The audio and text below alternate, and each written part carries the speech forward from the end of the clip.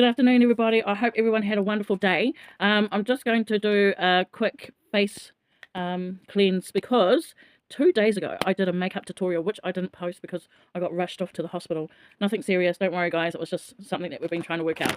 But anyway, what happened when I did that makeup tutorial, the makeup I got from Shein, which anyway, it irritated my skin, and it caused a rash like around here and stuff. And I've had to, so usually you would do like the face mask maybe once or twice a week, but I had to bloody do it twice now to try and get my skin back to normal. So I won't be doing that again. Yeah, I'll still, and it was actually the concealer that caused it, so I won't be using that one again. I haven't got it here with me right now, or otherwise I'll show you, but I'll try to remember to do it next time. Anyway, what I'm jumping on here for is to let you know, like, I've had a few questions and I'm sorry it's taken so long to answer them. It's just I've always wanted to make sure that what I'm saying is correct. But anyway, we're going to go with just one question a day, try and do one question a day. The first question is, well, how do you stay so positive? I've already answered that one. The next question is, how did I find out about my breast cancer? So I'm just going to go right back to the beginning. And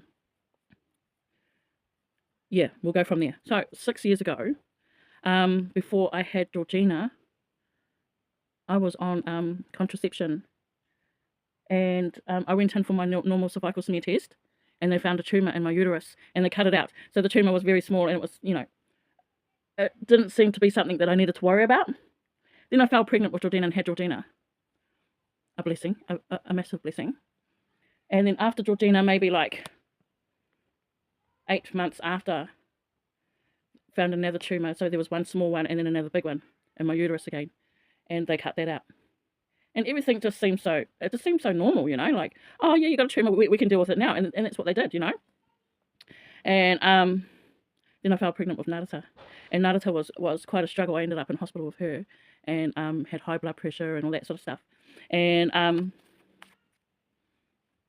yeah, fell pregnant with her, had her, and had her in hospital, and then I collapsed and had like a mini heart attack type thing, and you know, yeah, that was hard times, but recovered anyway, carry on.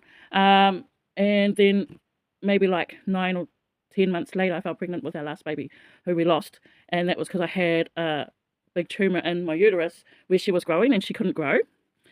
So yeah, we lost our baby then, and then I got the rod in. So through all our kids, I was on contraception, you know, so and then they kept changing my contraception because one wasn't working or whatever. Then yeah, after losing our last baby, they put a rod in, and that went well, you know, never had any kids up until now. Then I got my breast cancer. Now, how I found out about my breast cancer was my nipple was leaking, and I was like, oh, that's strange. So I started feeling around. I couldn't feel anything until I felt around my nipple, and then at that time I was like, oh, I've got to go see the doctors, you know, just in case it's breast cancer. And when I finally got in to see the doctors, yeah, they found a lump, so I had to organise to get it tested. Now, by the time when I found the lump, it was probably about that small, a bit like a peanut. By the time I got into the doctors, it was probably like, you know, a big grape size. And then when I finally got to go for the test to get it tested, it was like a tennis ball size. So it was growing really, really fast, really fast. And in the end, they did a few tests just to figure out whether it was genetic, which it wasn't genetic. Then they went over like my history of what I had gone through and realised that it was the contraception due to my hormones being quite high already. So every time I got contraception, I was developing tumours and all sorts of stuff. And then when I had the rod in, that's what had, you know, caused the breast cancer. And I'm not blaming anyone. It is what it is. No one knew that I had high hormones, not even myself. So having high hormones as well as adding to that with the contraception caused the cancer or the tumours to develop. And on top of that, it's not just that, but that was the main instigator.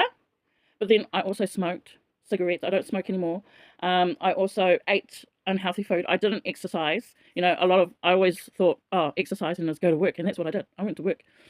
So yeah, I knew at the beginning of this year, before I found out about the cancer, that I needed to change how I live my life, you know, eat healthy, exercise more, which I had started to look after my teeth, all that sort of stuff. So, yep, the contraception was a big part of me getting breast cancer, but that doesn't apply to everybody. So this is why answering this question is not an easy answer for everybody, because everyone's different.